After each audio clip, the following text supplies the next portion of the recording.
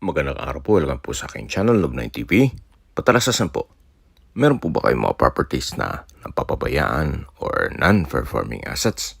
Plan nyo ibenta, pero wala kayong oras sa pagbibenta nito. Kung ito'y pagkakatiwala nyo po sa amin, tawag lang po kayo sa aking numero, usap po tayo, gawin ko po ng video for free. Yes, libre po. Wala po kayong babayaran. Tutulungan pa namin kayong mabenta ang inyong property. Kami na po bahala sa marketing, sa boosting, or paid ads. Even sa tripping, hindi na po kayo mapapagod sa pag-entertain ng mga buyers. Kami na po bahala sa lahat. Tawag lang po kayo. Nandito po tayo ngayon sa Tagaytay kung saan meron po tayong bagong video presentation. Isang house and lot na may lot area na 214 square meters. At may floor area 260 square meters. Ito po ay 2-year-old, may basement at roof deck. Ito po ay nasa loob ng isang subdivision na meron pong 24 hours security. Napakatahimik po ng lugar, sariwang hangin, at malamig po ang klima. Nakabakod na rin po buong property at meron pong steel gate. Samahan niyo po ako, pasok po tayo. So, ito naman po yung garahe. Nakakasya ang dalawang sasakyan at naka-tile flooring po ito. Yan po yung balkonahe. At dito naman po ay yung facade ng bahay. Napaganda po ng disenyo. At meron pong garden. May mga pathwalk na rin po papunta sa likod ng bahay. So ito po yung garahe at dito naman po yung main door. Kung saan ito yung meron pong aluminum screen door at solid wood door. Welcome po dito sa bahay ni Ma'am at Sir. Dito naman po sa gilid ay meron pong customized owning type window na may security grill. Then yung ceiling po ay naka-rafter type design na may LED lamps at pin lamps. Ito po yung living area o salas. Then meron pong mga sliding glass windows na may blinds. At ito naman po yung hagdan.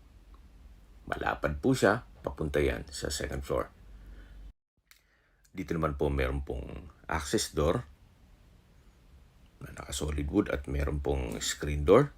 Papunta naman dito sa setback. Yan po yung papunta dun sa harapan ng bahay. At ito naman yung hagdan papunta sa basement. Mamaya po iikutan natin yan. So nakabakod na rin po buong property. At dito naman po yung dining area at kitchen. Naka-tile flooring na rin po ito. Ang kagandahan po dito ay meron po mga customized windows kaya napakaliwalas at may blinds na rin. Meron din pong breakfast nook with pendant lamps. Then naka-built-in na rin po yung gas range dito sa kitchen countertop at meron pong range hood. Meron din po itong mga kitchen cabinets and drawers at storage ng kitchen utensils. Ito naman pong mga built-in, siyempre kasama na po yan. Meron din po itong stainless sink with faucet. At pong cabinets ay naka-soft close hinges. Then naka-tile flooring na rin po dito. At dito naman po ay merong powder room. Maayos naman ang toilet fixtures. Naka-tile bathroom wall at meron pong bathroom window na may blinds na rin po ito. So, ito po ulit yung kitchen. At yan yung breakfast nook, then kitchen countertop. Ito naman po yung understairs storage na ginawang pantry. So, na-maximize po ni owner yung espasyo. May mga wooden shelves at sa dulo po ay may stock room na rin. Kung meron man po kayong PWD or senior citizen sa pamilya, meron pong room para sa kanila. So, ito po yung tinutukoy ko ng first bedroom kung saan malaki naman po ang espasyo. Meron pong dalawang sliding glass window. Then may access door papunta sa likod ng bahay at meron po itong sariling toilet and bath. May wardrobe na rin po. Ito pong toilet and bath ay maayos naman ang mga toilet fixtures. Naka-tile bathroom wall, may bathroom countertop, May hot and cold shower, then bathroom window with blinds. Okay, labas po tayo para check natin ibang parte ng bahay. Sa ngayon po, ginawa po nilang opisina ito at stock room na rin.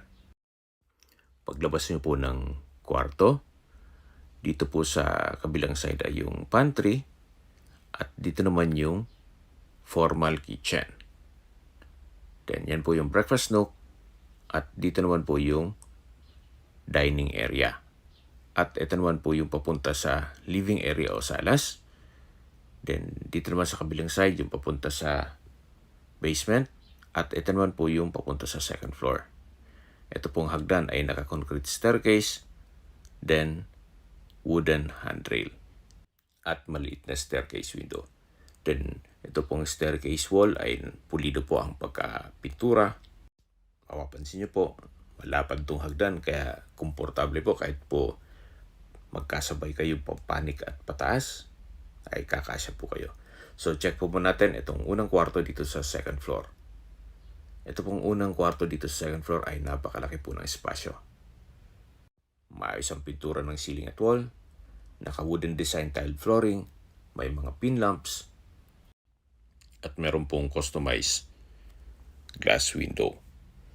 Yan po yung access door papunta sa terrace at meron po itong sariling toilet and bath. Ito pong toilet and bath ay naka-tiled bathroom wall, may isang toilet fixtures at may bathroom window. Dito po sa access door, may mga nakaharang na gamit kaya hindi tayo makalabas dyan. Siguro upon tripping, maayos po yan. Yan po, tunghayan nyo itong unang kwarto. Meron pong from floor to ceiling na wardrobe at malaki po ang espasyo nito. So paglabas nyo po, yan po yung hallway at yan po yung access door papunta sa roof deck. Mamaya po, iikutan natin yan. So yan po yung hagdan. Then, ito naman po yung hallway papunta sa ibang kwarto. Check po muna natin itong pangalawang kwarto. So malaki din po ang espasyo nito. May center lamp, may pin lamp, then wooden design ng flooring. Kung big family po kayo, pwede na po ito sa inyo. Meron na rin pong from floor to ceiling na wardrobe na naka soft close hinges. Meron din po itong sariling toilet and bath. Ito pong toilet and bath ay maayos naman ang toilet fixtures, naka-tiled bathroom wall, may sariling bathroom window at naka-blinds na rin po ito. Halos lahat pong kwarto ay meron pong maliit na balkonahe. At ito po yung access door. Meron din po itong aluminum screen door. Yan po yung kapaligiran. Napakatahimik po ng lugar. Maliwalas. At sariwa po ang hangin. Okay, balik na po tayo dito sa loob. Yan po, tunghayin nyo po itong pangalawang kwarto na malaki po ang espasyo at meron pong malaking customized glass window. Lalabas po tayo para check natin yung kabilang kwarto. Yan po yung papunta sa roof deck. At yun ang unang kwarto kanina. Then meron pong chandelier dito sa may stairway. At ito naman po yung pangatlong kwarto. Ito pong pangatlong kwarto ay ganun din po. Malaki ang espasyo. Wooden design ng tile flooring. May pin lamps. May center lamp. At from floor to ceiling din po itong wardrobe. May sariling toilet and bath na rin po ito. Maayos naman po ang mga toilet fixtures. May towel rack, water closet, bathroom sink, naka-tile bathroom wall, at may bathroom window. Yan po, tunghayan nyo po ulit itong pangatlong kwarto na napakaliwalas po. So, labas po tayo. Yan po ulit yung hagdan at yan yung hallway papunta sa roof deck. Meron pong chandelier at ito naman po yung master's bedroom. ito pong master's bedroom ay napakalaki po ng espasyo. Maaliwalas, maraming customized windows with security grill. Then, naka-wooden design itong tile flooring at meron po itong sariling toilet and bath. Maayos naman po ang toilet fixtures, naka-tile bathroom wall, at meron pong bathroom window na may blinds na rin po ito. Ayan po, tunghayan niyo po ulit itong master's bedroom na napakaliwalas at meron po itong from floor to ceiling na wardrobe. Ito pong access door ay meron pong aluminum screen door papunta dito sa balkonahe o terrace. Ito naman po ang view dito sa harapan ng bahay. Yan po ang mga magiging kapitbahay nyo kung sakaling ma-acquire nyo ito. At tungkol naman po sa dokumento nito, ito'y titulado, buhay po ang may-ari, kaya wala po kayong magiging problema sa documentation o sa transfer ng title. So, yan po yung master's bedroom at lalabas po tayo. At para ma-check natin ang roof deck. So, ito po ulit yung hagdan. Then, ito yung hallway. At ito po yung family area. Then, ito po yung access door na naka-aluminum screen door. Papunta naman po ito sa roof deck. Samahan niyo po ako. Akyat po tayo. So, nandito na po tayo sa roof deck kung saan meron po itong mga metal railing at may overhead tank. Naka-tile flooring na rin po ito. Mula po dito, matatanaw nyo ang inyong mga kapitbahay. Gaya po ng nasabi ko sa inyo kanina, ito pong location nitong property ay nasa loob ng isang subdivision kung saan napakatahimik po ng lugar, sariwang hangin, at malamig po ang klima. Malapit din po ito sa main road, kaya ito po'y accessible ng public transportation. Tungkol naman po sa distance, location at travel time, mamaya po pag-uusapin natin yan. Check po muna natin yung basement. So mula po dito sa roof deck, pababa po tayo. Ito po yung hallway dito sa second floor. Yan po yung mga kwarto. At ito po yung hagdan. Galing na tayo dito kanina. So bababa po tayo. So pagbaba po natin, itong nasa likod ko ay yung living area o salas. At ito naman po yung tinutukoy ko na access door papunta sa basement. Yan po yung papunta sa harapan ng bahay. At ito naman yung hagdan papunta sa basement. Naka-concrete staircase na rin po ito. Then metal railing. Meron pong mga pocket garden sa kanto nitong concrete fence. Then ito pong basement ay napakalaki po ng espasyo. Pwede pong gawing music room, game room, or entertainment area. Dito po sa dulo ay meron pong jacuzzi. Kung medyo stress kayo sa trabaho, pwede mag-relax dito. Or kung pwede nyo rin po itong i-convert sa Airbnb para maging income generating. Total, hindi naman po kailangan pumasok pa sa loob ng bahay. May sarili po itong daan papasok dito sa basement. So, meron po itong sariling toilet and bath. Maayos naman ang toilet fixtures, naka-tile bathroom wall, at meron pong overhead shower. Meron din po itong bathroom window with blinds. So, kung sakali pong nasa ibang bansa pa po kayo at hindi nyo pa naman kailangan, pwede naman po itong maging income generating itong area to pag pinasok nyo sa Airbnb. So, paglabas nyo po, meron pong setback naman dito. Then another stairs. Akyat po tayo. Samahan nyo po ako. So, pag akyat nyo po dito, ay ito po yung sa likod ng bahay. Na may mga patwalk. Then ito yung concrete fence. Ang labas naman po nito ay yung garahe. At ito naman yung papunta sa formal kitchen. Ito naman po yung part nung first bedroom dito sa ground floor. So, ito po yung covered car garage na kakasya dalawang SUV at yan po yung steel gate o entrada ng bahay. So, recap po tayo sa mga mahilig mag-skip ng video. Ito po yung para sa inyo. Ito pong property ay located po sa Tagaytay, sa isang subdivision na meron pong 24 hours security. May lot area na 214 square meters at may floor area na 260 square meters, more or less. Ito po ay 2-year-old, well-maintained, kaya ready for occupancy. Habang pinagmamasdan niyo po itong buong property, pag-usapan na natin ang distance, location, at travel time.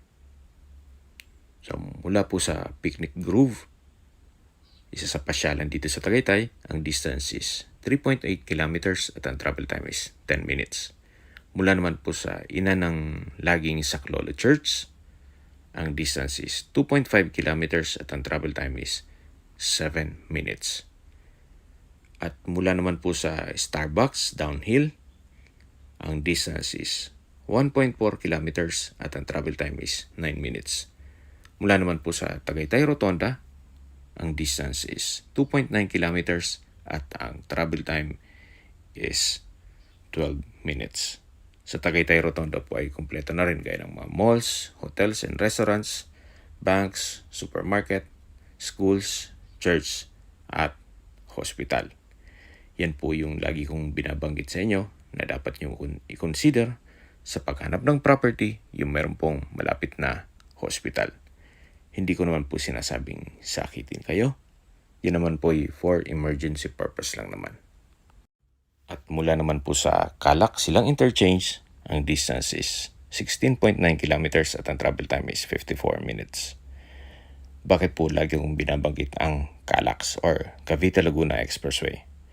Ito po ay isang proyekto ng ating gobyerno na kung saan ang Calax po ay connecting South Luzon Expressway, Skyway, all the way to North Luzon Expressway at ibang parte ng Metro Manila. So, once na matapos po yan, mas mapapabilis na po ang biyahe papunta dito sa Tagaytay. Mula naman po sa airport, ang distance is 56.4 kilometers at ang travel time is 1 hour and 52 minutes kasama na ang traffic. Okay, sa presyo na po tayo. Binibenta po ito ni owner sa halagang 18.8 million pesos net. Ibig pong sabihin, si buyer na po ang sasagot sa lahat ng taxes at expenses with regards to documentation. Kung may mga katanungan po kayo or gustong magpaset ng tripping dito sa property to, tawag lang po kayo sa aking numero. At sa mga kababayan naman natin na sa ibang bansa, meron po akong Telegram. Sa mga iPhone user man may iMessage. Meron din pong Imo, Skype, Viber at WhatsApp. Same number lang po, 0917-316-3399. Sa mga nagtatanong naman po na aming Facebook, meron po aming Facebook page na Nov9 TV at Facebook Reels Video. Makisuyo po, pakilike and follow na rin. Meron din po kami ibang YouTube channel na The Nov9 TV channel at AC Listings. Sana po naibigan nyo ang aming video presentation. Pakilike and subscribe na lang po sa aking channel para ma-update din po kayo sa aking future listings. Kung sakali po hanap nyo ay mas malaking sukat ng lupa, meron din po kami ibang listings na pwede nyong pagpilian. Huwag po kayong mag-atubiling tumawag sa amin, then let us know your budget para malaman namin kung anong property pwede naming i-alok sa inyo. Sa lahat pong viewers, subscriber at nagtiwala po sa amin, salamat po sa suporta. Ingat po kayo lagi at yung pamilya. Maraming salamat po.